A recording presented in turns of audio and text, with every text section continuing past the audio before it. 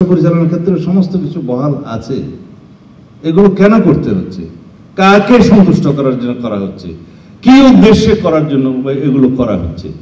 আমরা তো একটা স্টেবল জাতি চাই। এই স্টেবিলিটির জন্য, গণতান্ত্রিক ধারাবাহিকতার জন্য আমরা সংগ্রাম করেছি।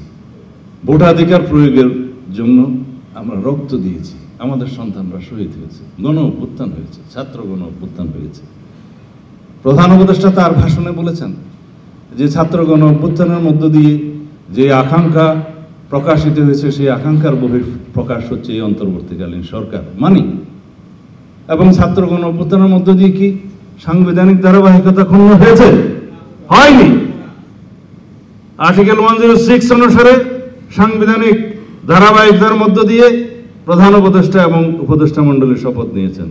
তা আমরা এখন কেন ধারাবাহিকতা ক্ষুণ্ণ করতে যাব, কি উদ্দেশ্যে? অবশ্যই না। তো সুতরাং সবারই শুভবুদ্ধির উদয় হোক।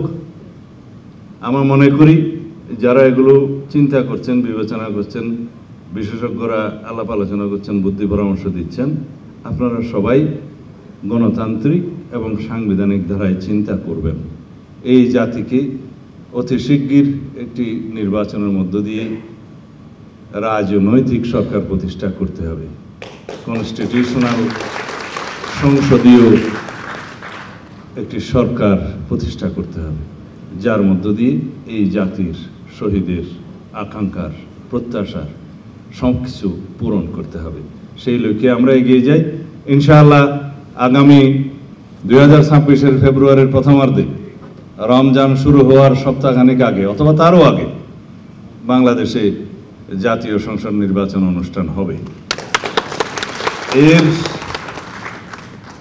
পথে যারাই কাঁটা বিছানোর চেষ্টা করবেন, যারাই বিভিন্ন রকম বিভ্রান্তিমূলক বক্তব্যের মধ্য দিয়ে বিভ্রান্তি সৃষ্টি করার চেষ্টা করছে, তাদের সকলের উদ্দেশ্যে নসিহত হচ্ছে, আমরা এখন নির্বাচনী আবহের মধ্যে আছি। সারা দেশে নির্বাচনী আমেজ সৃষ্টি হয়েছে। অতি শিগগির আমাদের নেতা জনাব তারেক রহমান বাংলাদেশে প্রত্যাবর্তন করবেন। সেদিন বাংলাদেশের নির্বাচনের সমস্ত কিছু প্রতিষ্ঠিত হয়ে যাবে ইনশাআল্লাহ।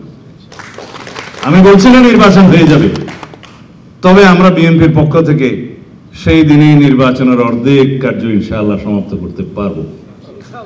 সেটা কি? সারা বাংলাদেশে আমাদের নির্বাচনের প্রচারণা হয়ে যাবে। নির্বাচনের একটা অবিচ্ছেদ্য অংশ হচ্ছে প্রচারণা, তো সেই প্রচারণা আমাদের অর্ধেক সেদিন হয়ে যাবে ইনশাআল্লাহ। তার প্রত্যাবর্তন হবে বাংলাদেশে সবচেয়ে অবিস্মরণীয় একটি ঐতিহাসিক ঘটনা।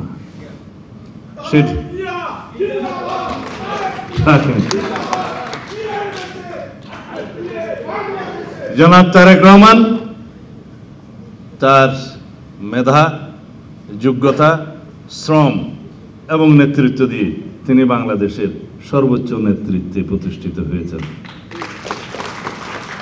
আমরা আমাদের নেতার সাথে আন্দোলন, ফ্যাসিবাদ বিরোধী আন্দোলন সংগ্রামে ঘনিষ্ঠভাবে কাজ করতে যেয়ে আমরা যে পরিপক্কতা ওনার মধ্যে দেখেছি, এই জাতি ইনশাআল্লাহ তার নেতৃত্বে অনেক দূরে এগিয়ে যাবে।